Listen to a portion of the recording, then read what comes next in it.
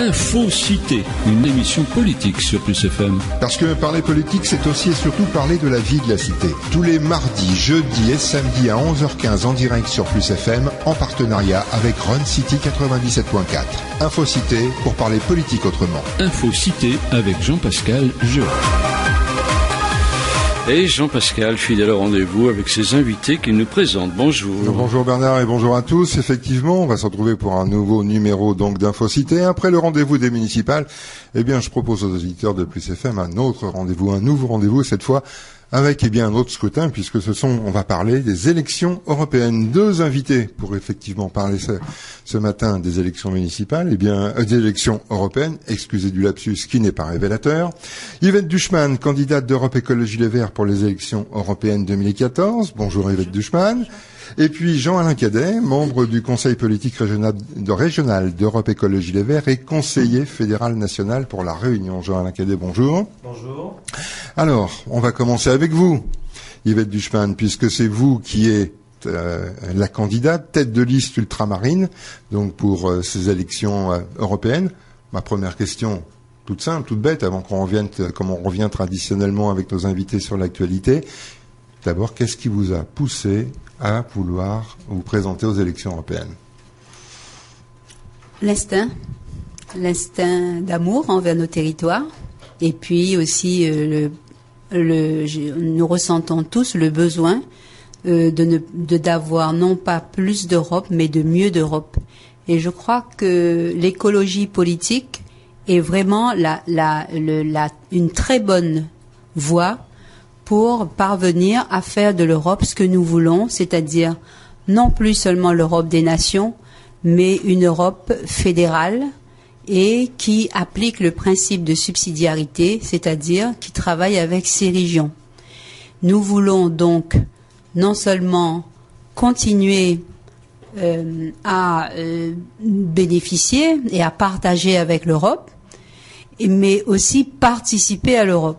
Et ce qui me pousse moi en tant que femme engagée dans la politique, c'est que j'ai envie que tous les gens de nos territoires, puisque c'est la 8e circonscription et qu'elle concerne les autres DOM dont je parlerai tout à l'heure, s'approprient parce que c'est notre maison, c'est notre grande maison. Je vais aller tout simplement. C'est une maison dans laquelle tout le monde doit bien se sentir. Alors, on le rappelle, pour les élections européennes, il y a 8 circonscriptions, 7 circonscriptions nationales et une pour l'outre-mer, donc qui regroupe effectivement tous les départements et territoires d'outre-mer. Est-ce que c'est un combat particulier? Je dis combat parce que on le sait pertinemment. En ce qui concerne la Réunion, il est souvent difficile de se faire entendre, de se faire représenter, de se faire écouter. Alors, est-ce que c'est un combat particulier, ces élections européennes, pour cette circonscription très spécifique et très particulière? Ça n'a pas été un combat pour se faire entendre à Paris, chez les Verts, puisque nous y sommes, nous y participons. Nous sommes tous les deux, Jean-Alain et moi, et d'autres personnes de la Réunion, conseillers fédéraux. Donc, à ce jour, nous sommes, non seulement, nous faisons partie complètement d'Europe Écologie Les Verts, nous participons et nous votons. Mais je dis pas forcément au sein d'Europe Écologie, au sein du mouvement national. On sait souvent, et il a fallu qu'il y ait la création des régions ultra-périphériques, pour faire entendre justement la voix de ces départements qui sont excentrés, mais aussi d'autres régions, puisque aussi certains pays d'Europe, de la communauté européenne aussi, ont eux aussi cette même difficulté à faire entendre. Voilà, mais c'est pour ça que nous devons participer à ces élections européennes en tant qu'électeurs citoyens, participer, ne pas croire que l'abstention va faire arranger les choses, pour que nous ayons des députés et notamment que nous puissions faire entendre la voix de l'écologie et notamment une députée ou un député verte, parce que, encore une fois, le monde l'humanité et dans son avenir ne peut être qu'écologique, et c'est aussi parce que je souris parce que nous sommes 16 eurodéputés donc au Parlement européen. Si vous lisez nos bilans, ça peut se faire sur Internet, vous verrez que nous travaillons comme des forcenés et donc et que les combats pour lesquels nous, je dis nous parce que nous sommes en tant qu'adhérents impliqués dedans aussi, nos eurodéputés, les combats qu'ils mènent au Parlement européen aboutissent à des résultats pour que l'humain soit sauvegardé et son environnement. En fin de compte, toutes les lois que nous étudions et que nous mettons en place n'ont qu'un seul objectif, que nous soyons heureux et que nous ne détruisions pas ce que nous avons. Alors, est-ce que, je ne sais pas si vous avez les mêmes informations que moi, mais en tout cas, les observateurs au plan français disent qu'Europe Écologie Les Verts serait en tout cas très bien placé pour être, on va dire, en tête des partis pour lesquels les électeurs porteraient leur suffrage. Vous seriez à quelque chose près à égalité avec le Front National, suivrait derrière les centristes, ensuite l'UDI, ensuite l'UMP et en queue de peloton le Parti Socialiste. Alors, Jean-Alain Cadet. Oui, en fait, en termes de sondage, c'est vrai que vous savez, ça change. Bon, on sait que les sondages ne font pas les élections, mais ils donnent une couleur et donnent une impression. Bien sûr. Et puis, en fait, ça dépend aussi de l'institut, etc., etc. Alors, ce que nous savons, c'est que le seul parti, c'est vrai qu'il y a une sympathie des électeurs pour le parti Europe Écologie. D'ailleurs, nous sommes le seul parti à avoir le mot Europe dans notre nom, ce qui n'est pas rien. Nous sommes légitimes, évidemment, et c'est tout à fait reconnu par les électeurs, pour parler d'Europe.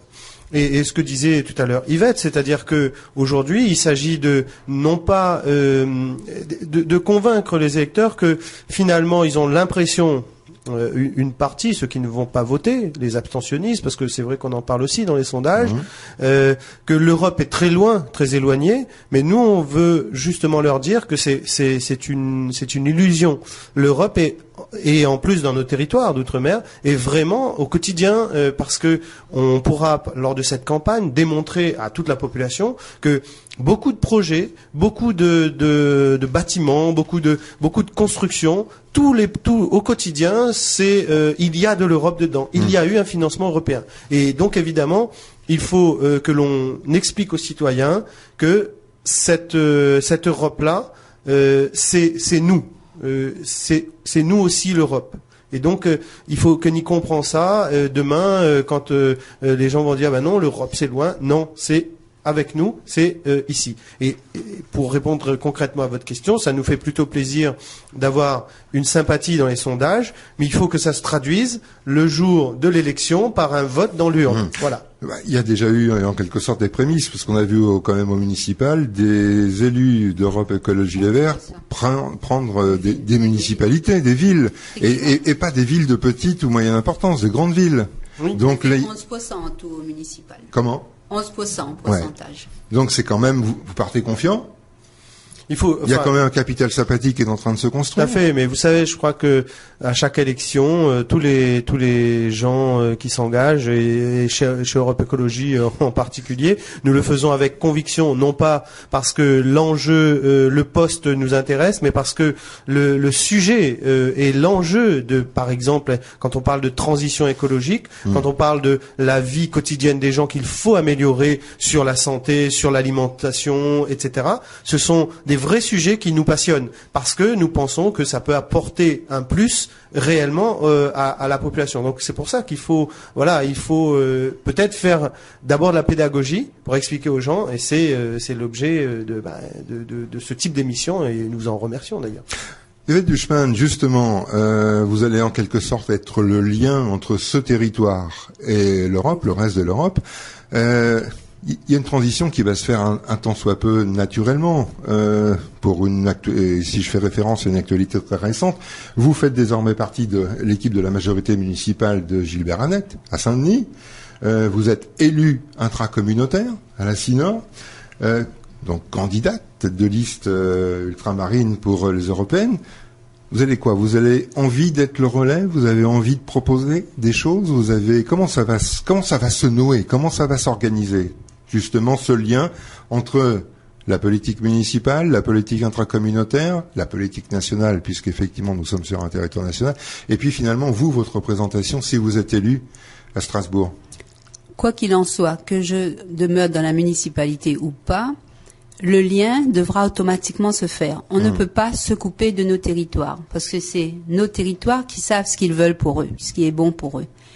Et non seulement du territoire de la Réunion, mais il faudra aussi travailler avec les Caraïbes, la Polynésie. Donc notre territoire est large et le député européen, la députée européenne qui est élue, doit savoir ce qui se passe dans les territoires. Parce que si on reste à Bruxelles et qu'on attend effectivement un mail qui arrive qui vous informe de tout, ça m'intéresse pas. Il faut aller sur place, mouiller sa chemise, voir ce qui se passe, voir ce qui est construit et surtout rester un relais de transmission entre la population et l'élu.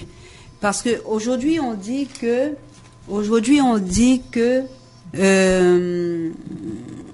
le citoyen ne s'intéresse pas. Effectivement, le citoyen ne peut que se désintéresser puisque on parle de l'Europe, on n'en parle pas d'ailleurs, on n'en parle que pendant les élections. Et là, on lui attribue toutes sortes de mots. Comme disait Jean-Alain à côté tout à l'heure, l'Europe, c'est chez nous, c'est partout au quotidien. Et c'est aujourd'hui la première source de financement pour voilà, tout un tas d'infrastructures. La lutte contre l'illettrisme, il y a des millions de l'Europe qui sont mis dedans. Le Transeco Express, par exemple, les lycées qui sont rénovés, la recherche fondamentale. Nous avons à La Réunion pousser la formation et la recherche au milieu scientifique, le cyclotron par exemple, et bien d'autres, j'en passe.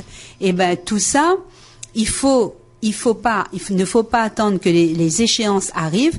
Moi, je pense qu'il faut informer constamment notre citoyen pour que, encore une fois, ils s'emparent de l'Europe, qui, comme je le disais tout à l'heure, nous appartient.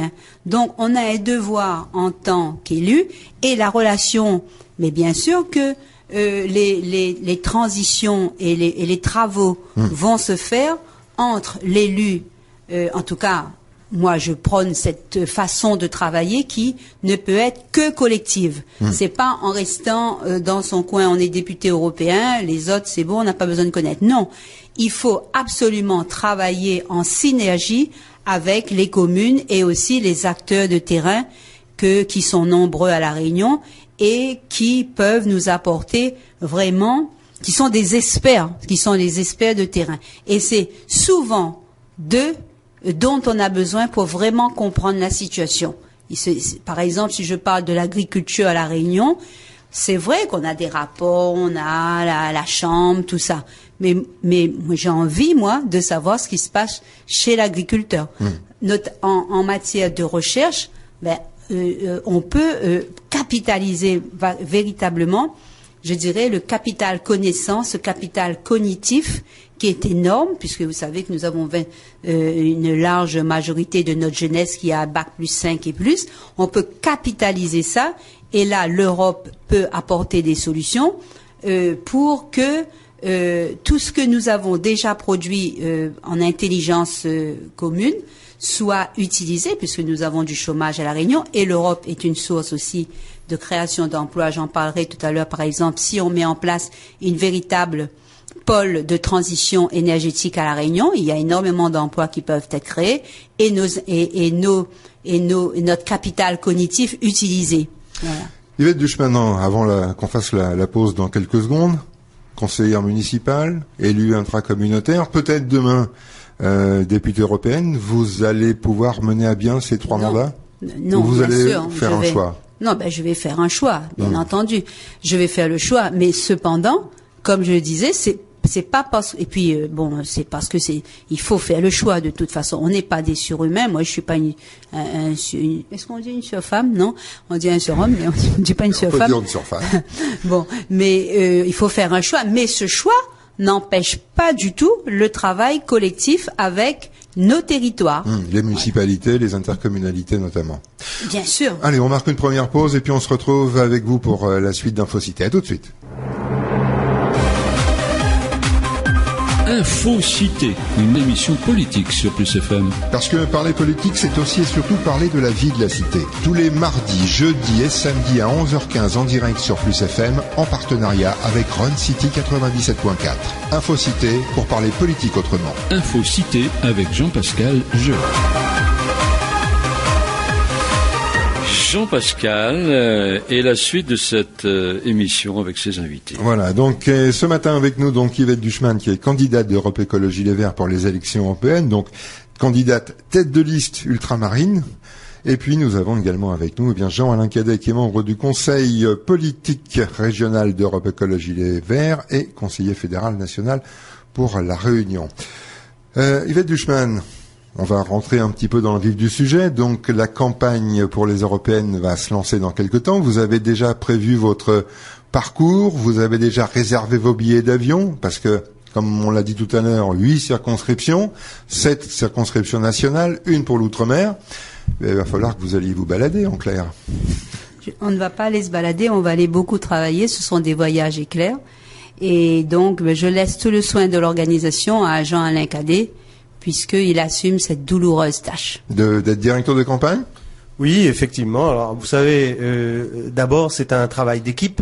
Lorsque l'on s'engage sur un combat de quel qu'il soit, c'est pas un maire tout seul, mais c'est l'ensemble d'une équipe. C'est même des militants. Donc, c'est pareil pour la campagne européenne. Je voudrais juste rajouter une petite chose sur l'Europe. Aujourd'hui, c'est vrai que les citoyens ont quand même plutôt tendance à imaginer que l'Europe c'est quelque chose d'un peu monstrueux, vous voyez, qui fait des choses pas très gentilles. Mais ça, il faut quand même que chacun comprenne, c'est aussi en fonction des hommes et des femmes qui dirigent cette Europe. C'est pas l'Europe qui est libérale, c'est pas l'Europe qui est méchante, c'est l'équipe qui la dirige. Et c'est vrai que c'est pour ça qu'il faut changer les hommes et les femmes qui font la politique européenne. Alors, il est possible pour nous de faire, c'est pas une utopie, c'est une voie, l'Europe. On doit permettre, l'Europe doit continuer à garantir les droits fondamentaux de tous les citoyens européens. Et c'est vrai que c'est pour ça qu'il faut bien comprendre que aller voter, alors je le rappelle un petit peu quand même de manière régulière, mais aller voter pour cette Europe, c'est voter pour une équipe qui va pouvoir changer cette Europe pour amener plus d'humanité et pour amener plus de compréhension. Alors voilà, il y a ce débat. Après, pour répondre concrètement à votre question sur l'organisation, c'est vrai que c'est pas simple parce que la 8e circonscription, eh bien, elle est très éclatée. C'est 3 océans. Voilà. Ça veut dire qu'il y a des spécificités. Quand on parle dans le Pacifique, là, au moment où on vous parle, actuellement, là, je crois qu'il est 17h. Il doit être 1h du matin, je crois. Il y a 12 heures de décalage à Tahiti. Donc, nous sommes sur parfois les mêmes problématiques, mais avec des spécificités totalement différentes entre les océans. Le problème, des problèmes qui peuvent arriver, par exemple aux Antilles, avec la chlordécone, la banane, etc. Nous citoyens européens réunionnais, nous n'en avons où on l'a entendu parler, mais ça ne touche pas au quotidien. Par contre, c'est l'ensemble de l'Europe, avec justement une politique beaucoup plus proche des gens, qui peut régler ce type de problème localement. Et après, nous avons, par rapport à l'outre-mer, en particulier des questions récurrentes comme le pouvoir d'achat, la cherté de la vie. C'est vrai que l'éloignement, la continuité territoriale. Donc il y a des choses qui nous rapprochent forcément. Et puis nous sommes des ultramarins. Donc quand un ultramarin rencontre un autre ultramarin, ils se reconnaissent. Et puis ils ont une discussion dans le discours. En revanche, c'est vrai que pour une candidate, eh bien il faut. Et lorsqu'on a rencontré tous les amis de l'Atlantique, du Pacifique, ils se sont dit il faut que la tête de liste vienne nous voir parce que ils ont besoin de proximité. Et c'est vrai que Yvette est tout à fait dans cette logique. Et je crois que lorsqu'elle sera élue, ce sera quelqu'un qui se souciera de la proximité, d'aller à la rencontre des gens et non pas, une fois élu, rester à Bruxelles, parce que la vraie place des députés européens, c'est bien sûr à Bruxelles pour prendre les décisions, mais c'est avant de prendre ces décisions, c'est d'aller sur le terrain et d'aller rencontrer les gens, de voir les vrais problèmes et d'essayer avec eux de les résoudre. Est-ce que dans cette circonscription très particulière, il n'y a pas aussi une notion qui rentre en ligne de compte, qui n'existe pas dans les 7 autres circonscriptions de métropole, d'établir un lien de confiance, puisque le territoire, la circonscription est très éclatée. C'est vrai que nous avons des problèmes communs, mais il y a aussi des situations très spécifiques en fonction des territoires. Est-ce qu'il n'y a pas là une notion de faire confiance à l'autre qui s'imprime peut-être plus que dans les circonscriptions métropolitaines? Yvette Duchman. Mais déjà, je dirais que nous avons en commun déjà une vision de l'écologie politique. Pour nous, l'écologie politique, c'est tout simplement comment bien vivre, tout simplement. Et ça, nous le partageons. Et comment aussi garder notre patrimoine culturel, linguistique. Et ça nous a rapprochés dans ce que tu as dit tout à l'heure, la confiance. Et si j'ai été candidatée, c'est que automatiquement, il y a eu un gain de confiance de la part des adhérents. Voilà, c'est déjà ça. Et en tant que RUP aussi, il est ressorti de nos échanges, puisque ça ne s'est pas fait comme ça du jour au lendemain, puisque nous nous retrouvons tous dans les conseils fédéraux nationaux. Et il est ressorti je dirais pas c'est une problématique, mais une chose commune entre nous, c'est que nous voulons et nous avons compris qu'il faut au moins dans nos territoires faire comprendre à tout le monde, à nos camarades, à la population, que l'écologie politique, doit être prise en main par nous tous. Donc c'est très populaire. C'est-à-dire que c'est un concept de citoyenneté. Voilà, c'est à la portée de tous.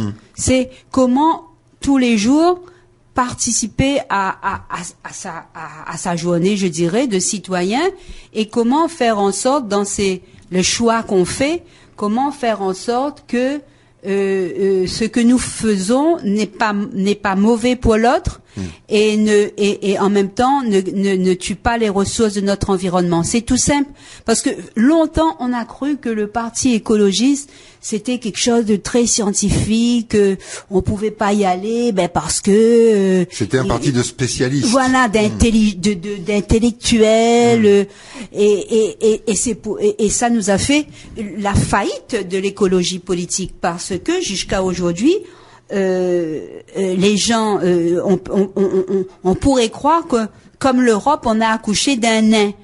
Eh ben, il faut donc, et l'Europe n'est pas un nain, l'Europe est vraiment la citoyenneté future que nous devons construire.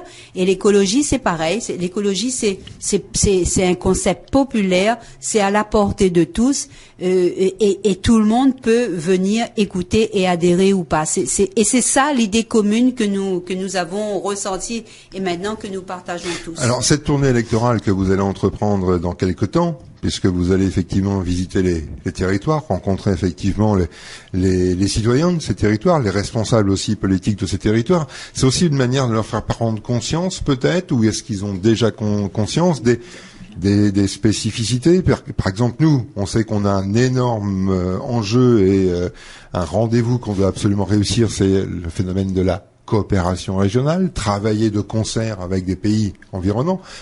Nous ne sommes pas entourés, d'ailleurs comme d'autres, d'hommes de pays francophones ou français. Est-ce qu'il y a ces notions-là qui sont partagées, qui sont comprises par les autres ? Tout à fait. Alors, juste avant de parler de la coopération régionale, c'est vrai que lorsque nous avons déjà rencontré nos collègues ultramarins à Paris, pour certains, et puis dans d'autres régions, c'est que on va parler aux électeurs. C'est-à-dire qu'aujourd'hui, il faut que l'électeur européen, réunionnais, guadeloupéen, polynésien, se rende compte que il va pouvoir changer son destin. C'est aussi à lui de s'impliquer, de changer son destin. Ensuite, l'Europe, c'est c'est un projet politique, comme je disais tout à l'heure, qui fait l'Europe, et non le contraire. C'est-à-dire que il y a, on doit être porteur, nous on le dit, de résolutions. Donc on doit pouvoir apporter des solutions concrètes aux gens, mais suivant leurs spécificités dans les territoires qui les concernent, parce que si on parle de problème de la banane à La Réunion, ça sera peut-être pas forcément pertinent, mais par contre, ça sera pertinent dans les Caraïbes parce qu'ils ont ce problème. On voudrait aussi, parce qu'il y a beaucoup de gens aujourd'hui que je vois s'exciter, ils sont plutôt Euro-BA, vous voyez, ils sont contents de l'Europe, là, ils sont très contents. Donc il faut quand même se dire que il faut reconquérir l'espace européen. Aujourd'hui, il y a eu, comme je disais tout à l'heure, les technocrates qui, vous savez, tout fonctionne avec les lobbies. Tout fonctionne avec la technocratie et aujourd'hui le citoyen doit savoir que il faut qu'il y ait des députés qui soient capables de lutter contre ces forces que le citoyen lambda ne comprend pas ou ne voit pas, mais ça existe. Et donc dès que vous voulez faire un pas, eh bien vous avez 50 boucliers qui se lèvent. Et c'est vrai que les députés Europe Écologie Les Verts, ce sont des députés avec courage qui se lèvent et pour dire la vérité. Et en Europe, systématiquement sur des sujets très sensibles qui nous concernent tous, ils sont là, ils ont été là, ils seront toujours là. Et c'est pour ça que pour défendre les territoires ultramarins, les territoires d'outre-mer, jusqu'à présent, on n'avait pas entendu vraiment de voix comme ça qui se levaient pour dire c'est un scandale, on ne doit pas avoir de telle ou telle chose. Bon. Pour très concrètement ensuite aller sur le développement régional, effectivement, notre Europe Écologie Les Verts, mais les écologistes sont pour aujourd'hui arrêter cette course effrénée à la surconsommation dans tous les domaines, que ce soit alimentaire, en énergie, etc. Il faut redevenir raisonnable. Il faut que le citoyen se rende compte que si nous continuons, nous continuons à notre perte. Ce sont les écologistes qui ne cessent de le dire et on le voit au quotidien dans tous les pays. Il y a des catastrophes, vous voyez, le dérèglement climatique joue. Et aujourd'hui, il faut faire du développement régional. Il n'y a pas d'autre solution que de se dire, au lieu aujourd'hui de manger de la nourriture qui vient à l'autre bout du monde et qui va utiliser des énergies fossiles et qui va polluer et qui va créer, c'est une chaîne, on va dire, qui se crée, eh bien, créons du développement régional. Premièrement, l'intérêt, c'est quoi? C'est que si on parle par exemple d'alimentation, si on n'est pas content de ce qu'on mange, c'est plus facile d'aller voir le voisin que d'aller voir l'agriculteur à l'autre bout du monde. On ne le connaît pas. On ne sait pas trop ce qui s'y passe. Et puis deuxièmement, c'est vrai que ça crée aussi de l'emploi localement. C'est-à-dire qu'aujourd'hui, le problème, et en particulier dans les Outre-mer, c'est le problème de l'emploi. On a beau tourner le truc dans tous les sens, si nous ne créons pas nous-mêmes chez nous des richesses, si nous ne créons pas les moyens de créer des emplois, eh bien on ne s'en sortira pas. Quand on consomme quelque chose, il faut que les gens soient bien conscients. Quand on consomme n'importe quel article, n'importe quel produit, si on regarde sur l'étiquette et si on s'aperçoit que ça vient du bout du monde, eh bien il faut se dire qu'avec ce geste, vous avez presque détruit des emplois, en réalité. En tout cas, vous n'avez pas contribué à en créer. Et c'est vrai qu'il faut se tourner résolument, il faut arrêter les discours, il faut se tourner résolument vers le développement régional, parce que ça fait partie de la politique d'Europe Écologie Les Verts. Voilà. Aujourd'hui, cette sensibilité, elle est peut-être plus présente, par exemple, à la Caraïbe, puisqu'il y a beaucoup d'échanges qui se font, notamment entre les Antilles et l'Amérique du Nord et l'Amérique du Sud. Nous, on est encore un petit peu aux prémices, où on est déjà un petit peu bien engagé pour qu'il y ait un développement qui se concrétise dans les mois ou les années qui viennent. Comme je disais tout à l'heure, vous savez, il faut déjà expliquer que l'Europe met des normes, c'est très bien, des normes sanitaires, des normes de respect, etc., ce qui est tout à fait logique. Donc, lorsque ces normes sont respectées, il faut, à un moment donné, se tourner vers les gens qui les respectent. Donc il ne faut pas se cacher derrière son petit doigt en se disant mais non, par exemple, nos amis malgaches, je pense qu'il y a beaucoup d'efforts qui sont faits. Il y a une agriculture qu'il faut bien sûr continuer à développer, à aider. Mais nous devons, à un moment donné, être réalistes et se dire Ils font du bon travail, ils font des bons produits. Maintenant, arrêtons de nous regarder le nombril. Tournons-nous vers nos voisins, tout simplement, parce que il faut pas contribuer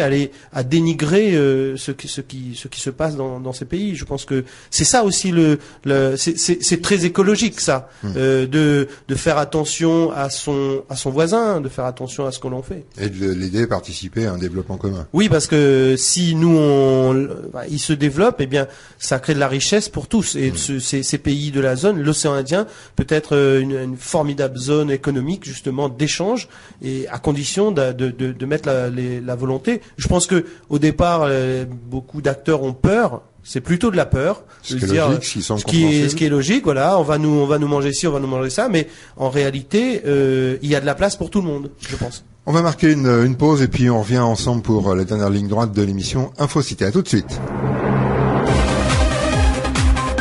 Infocité, une émission politique sur Plus FM. Parce que parler politique, c'est aussi et surtout parler de la vie de la cité. Tous les mardis, jeudis et samedis à 11h15 en direct sur Plus FM, en partenariat avec Run City 97.4.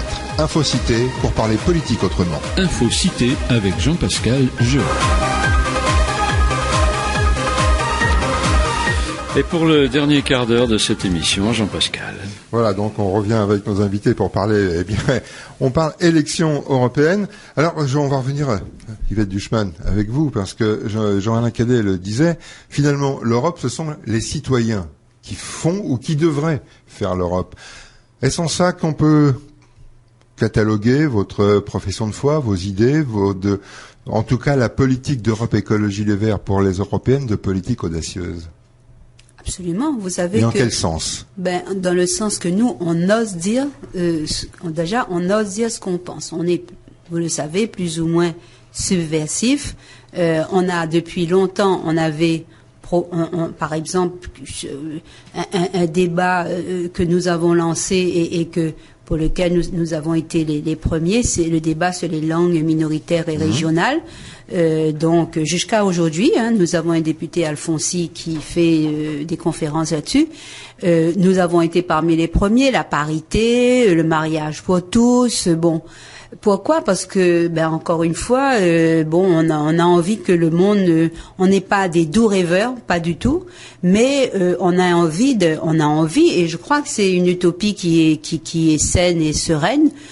On a envie de laisser la phrase que maintenant tout le monde connaît, de laisser la terre telle qu'elle est, aussi belle que nous l'avons connue à nos enfants, et qu'ils puissent vivre tout simplement aussi heureux que nous le sommes en ce moment. Mais si vous me permettez, j'en reviendrai à la coopération régionale. Oui. J'allais dire que ce n'est pas seulement dans le sens échanger des produits, tout ça, mais encore une fois dans le sens aussi d'échanger le capital connaissance. Par exemple, nous avons donc à La Réunion, et donc là aussi ce serait créateur d'emplois, donc comme je disais, on a une recherche qui est assez pointue, et des cerveaux, plutôt que les cerveaux s'en aillent, je suis pas contre du tout, chacun choisit sa voie, et le pays où il veut travailler.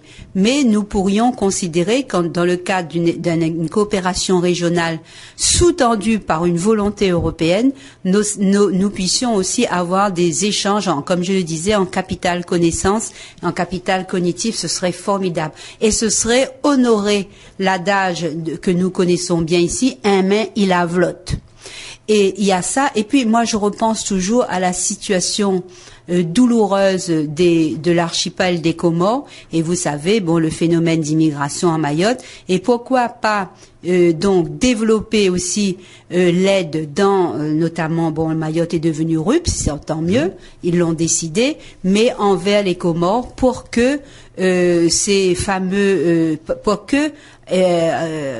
moi j'ai dit, il faut absolument que ce visa Balladur soit revu, corrigé, pour que les gens puissent, pour que les Comoriens puissent, avec un encadrement, je dis pas qu'on va faire n'importe quoi, mais puissent aller dans un espace en sérénité. Circuler librement. Voilà.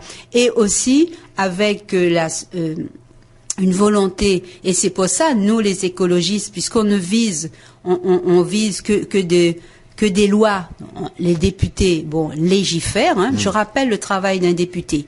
Il légifère, il construit les lois européennes, qui est dans l'intérêt général de tous les citoyens. Et il contrôle. Voilà. Et aussi, c'est vrai qu'il participe au budget européen. Bon. Et je rappelle que le budget européen ne creuse pas notre porte-monnaie, ne fait pas un trou dedans, parce que c'est vraiment très minime. Le budget que nous, citoyens, nous donnons à l'Europe. C'est vraiment très minime.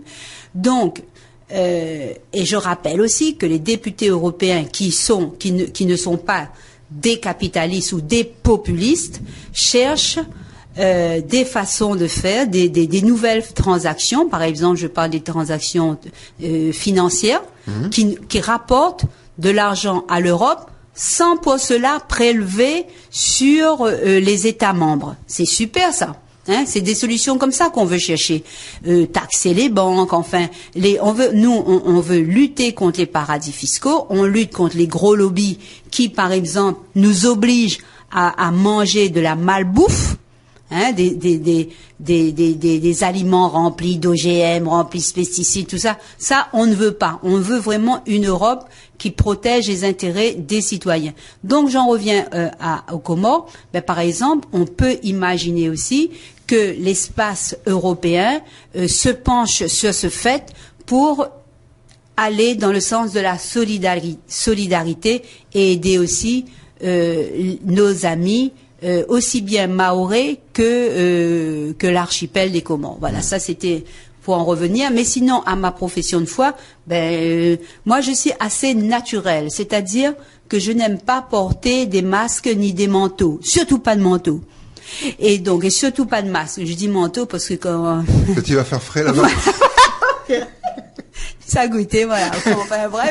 Enfin bref, mais c'est le prix à payer si nous sommes élus. Et si nous sommes élus, le prix à payer, ce sera pas que ça. Il y aura aussi les grandes joies de faire avancer nos territoires. Et je crois que ça dépasse le fait de porter un manteau. Mais le fait de porter un manteau, c'était symbolique. Je n'aime pas porter de masque. Quand je fais une bio, elle est vraie. Donc vous pouvez la lire. Ok.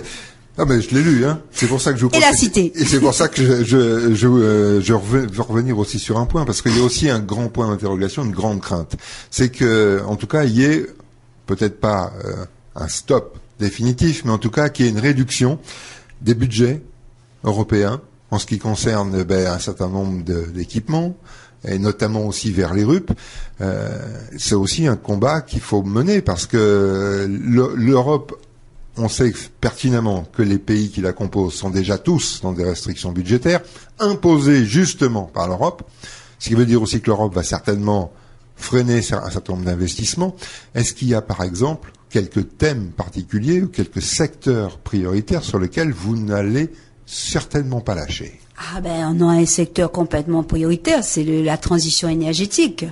Si on met l'accent sur la transition énergétique, c'est des milliers d'emplois qui sont créés, pas seulement sur nos territoires, mais dans toute l'Europe. Ça, c'est quelque chose sur lequel on ne peut pas transiger. Pourquoi? Parce que si on ne fait pas, on n'a plus d'énergie fossile, on n'aura plus, d'accord? Parce que en plus, nos territoires, nous, sont vraiment les phares des énergies renouvelables. Que ce soit photovoltaïque ou l'éolien. Tout. Et même les marées motrices. La mer, la houle, tout ça, nous en sommes nous en avons plein. Le volcan, on va pas mettre un coup de pied dedans. Surtout que on n'a jamais voulu, il n'y a aucune politique actuellement puisque vous savez ce qui s'est passé, vous savez parfaitement ce qui s'est passé avec le gouvernement. Jusqu'à aujourd'hui, aucun gouvernement n'a vraiment mis l'effort nécessaire et la vérité nécessaire sur la transition énergétique. Je fais une parenthèse, mais c'est pour ça que Sylvie Flaude n'a pas accepté d'être dans le gouvernement Valls? Oui. Entre autres, c'est pour ça. Parce qu'on a eu des signes, effectivement. On nous a donné quelques sucettes mais ce n'est pas suffisant. Et je veux dire, on ne peut pas en même temps faire semblant d'être pour l'écologie, la transition énergétique, et en même temps être dans un gouvernement où c'est l'austérité qui prône, et où c'est le pacte de responsabilité, où c'est le patronat et la croissance, un mot qui revient régulièrement, c'est croissance. Et or, nous, on n'est pas contre la croissance, mais il faut réfléchir aujourd'hui à une croissance. Quel type de croissance? Parce voilà, qu'aujourd'hui, on l'associe principalement croissance égale consommation. Voilà. Et avant tout. Alors, deux petits exemples très concrets qui vont parler aux auditeurs. C'est que, bien sûr, le thème de la transition énergétique, bon, voilà, ça, c'est notre thème phare, on va dire. Évidemment, on va le défendre. Mais pour parler très concrètement, le 20 et 21 mars, il y a eu une réunion des chefs d'État et de gouvernement européens à Bruxelles, pour qu'ils décident de la politique énergétique et climatique de l'Union pour 2030. Alors, voilà le résultat. La proposition de la Commission, c'est d'une réduction de 40% d'émissions de CO2 et 27% de plus d'énergie renouvelable en 2030. Mais Europe Écologie, nous on dit, mais si vous voulez créer de l'emploi, si vous parlez de transition, il faut aller beaucoup plus loin. Il faut aller au minimum à 60% de baisse de CO2 et à 45% d'énergie renouvelable, mais on peut aller encore beaucoup plus loin. C'est-à-dire qu'il faut savoir que les énergies renouvelables ont créé déjà 330 000 emplois, 1,2 million en Europe. On peut aller à doubler, voire peut-être multiplier encore ce nombre d'emplois, cette création d'emplois. Si on ne fait pas le choix aujourd'hui, bien entendu, on ne fonctionnera pas. Et en particulier pour les énergies renouvelables et l'ensemble des territoires et départements d'outre-mer, je ne comprends pas, on ne comprend pas pourquoi nous ne sommes pas des laboratoires de recherche, puisque nous avons tout. Nous avons la mer, nous avons la géothermie, nous avons le vent, nous avons le soleil. Pourquoi en Allemagne, la région la plus ensoleillée d'Allemagne correspond à la région la moins ensoleillée de la Réunion? Et pourtant, l'Allemagne, aujourd'hui, vend à travers le monde des panneaux photovoltaïques. Donc, il y a quand même un problème, c'est que nous sommes un laboratoire et il faut qu'il y ait des députés à un moment donné qui disent à Bruxelles, eh bien, saisissez la chance des territoires d'outre-mer pour pouvoir en faire des laboratoires de recherche, ensuite pour inonder le monde, et là on pourra créer des emplois. Et puis deuxièmement, je voudrais juste vous donner, tout à l'heure Yvette en parlait, sur un secteur qui est extrêmement important pour les populations, c'est l'éducation et la formation. Alors, vous savez, il y a à La Réunion, et tout le monde le sait, 60% des jeunes qui sont au chômage. Il y a 3 fois plus de jeunes ici à La Réunion qu'en France hexagonale qui n'ont pas le niveau validé par un diplôme. Et donc, il faut effectivement, à partir de là, tout le monde est d'accord là-dessus sur le constat, il faut mettre en place des formations. Alors, l'Europe intervient. Et bien souvent, j'entends des hommes politiques qui disent « moi j'ai fait ci, moi j'ai fait ça », mais ils ne disent pas trop que c'est avec des financements européens. En revanche, on pourrait, le FEDER par exemple, en 2013, il y a eu, et ça je pose la question aux responsables locaux, là on parle de La Réunion, La Réunion n'a pas dépensé tous ses fonds. Moi, je pose la question, pourquoi? Pourquoi, alors que nous avons un besoin extrêmement important, pourquoi la Réunion n'a pas dépensé tous ses fonds? Un deuxième souci, et moi, en tant qu'acteur associatif, je l'ai eu comme aventure, c'est que les dossiers européens sont montés de telle manière que si vous n'avez pas les fonds d'avance, vous ne pouvez pas dépenser, vous ne pouvez pas investir, et à partir de là où si vous n'avez pas pu, même si l'Europe dit oui, moi je veux bien vous financer, mais si vous n'avez pas l'argent, eh bien l'argent repart. Et ça, il faut qu'il y ait à un moment donné un député qui dise ça doit changer. On doit trouver les moyens pour que toutes les associations, pour toutes les petites entreprises des Hauts puissent avoir les moyens de mettre en place leurs projets. Il nous reste 1 minute 30. J'aimerais conclure avec vous sur un fait, c'est que si on se porte candidate aux élections européennes, c'est qu'on a dresser peut-être déjà au préalable un bilan de l'existant, en tout cas de ce que vos confrères et autres députés européens qui représentent les DOM ont fait comme travail. Effectivement, nous n'avons pas fait une campagne pour accuser l'un et l'autre, mais encore une fois, je dirais que le bilan n'est pas assez exhaustif et surtout pas du tout informatif. Et on voit bien quelques signaux en fin de mandat, mais encore une fois, je le disais, un député et les autres élus politiques, ils doivent pouvoir transmettre et les informations tout le temps, avoir des remontées de terrain et pour pouvoir élaborer des trajectoires. Et je dirais que les trajectoires n'ont pas été suffisants pour nos territoires. Et ce n'est pas que moi qui le dis. Ce sont les autres territoires qui le disent aussi. Merci à vous, merci Yvette Duchemin, merci Jean-Alain Cadet. Merci beaucoup à vous. Et puis, bonne journée à l'écoute des programmes de Plus FM. À bientôt. À bientôt, merci, Plus FM.